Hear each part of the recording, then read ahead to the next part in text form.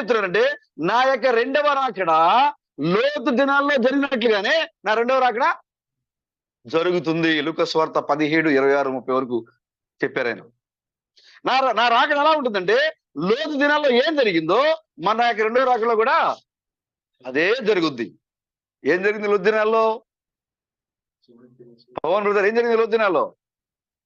లోతు దినాల్లో లోతు ఒక్కడే కాదు, లోతుతో పాటుగా అబ్రాహాం కూడా ఉన్నాడు. అబ్రాహాం దగ్గరికి దేవుడు ఎలా వచ్చాడు? శరీరధారిగా దిగి వచ్చాడు. ప్రభుకి స్తోత్రంగా గాక.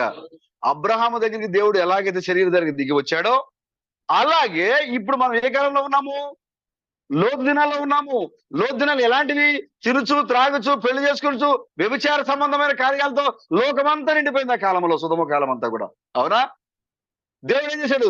ఆ పాపంతో నిండిపోయింది కాబట్టి నాశనము చేయడానికి దేవుడు భూమి మీదకి దిగి వచ్చాడు.